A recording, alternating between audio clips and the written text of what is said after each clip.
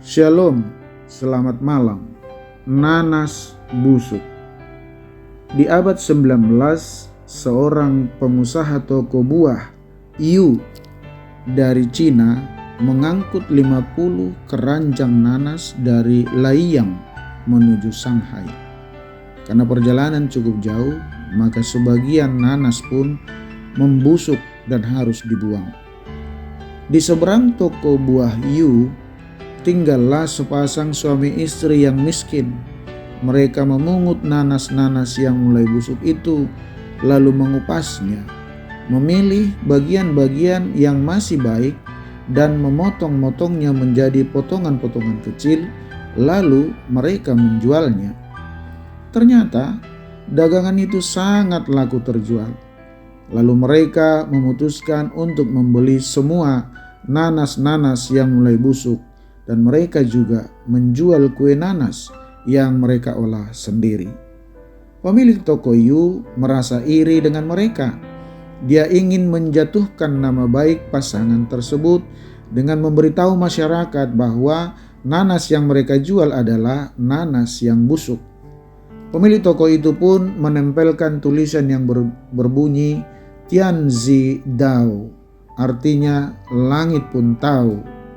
Namun pasangan suami istri itu tidak marah. Mereka justru menggunakan kata itu menjadi nama toko mereka. Dengan nama baru itu, maka toko mereka semakin terkenal. Pemilik toko Yu kemudian semakin marah.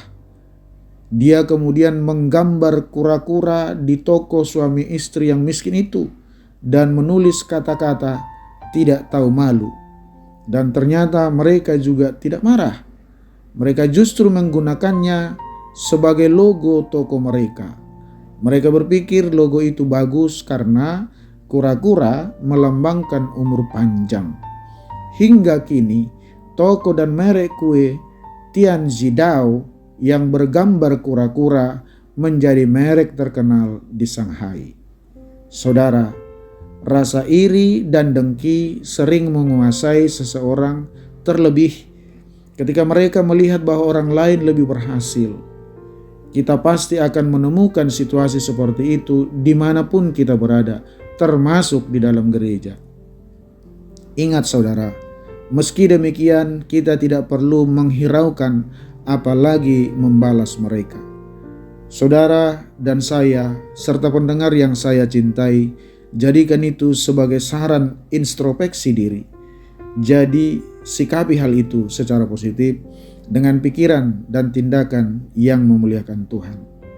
Jangan biarkan kebencian menguasai diri kita, tetapi bersabarlah. Belajarlah untuk mengampuni dan mengambil pelajaran dari setiap peristiwa yang kita alami. Teruslah berpikir positif dan lakukan yang terbaik.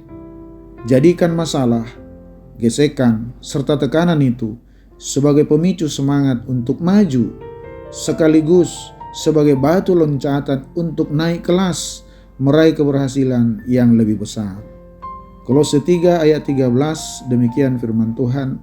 Sabarlah kamu seorang terhadap yang lain, dan ampunilah seorang akan yang lain, apabila yang seorang menaruh dendam terhadap yang lain.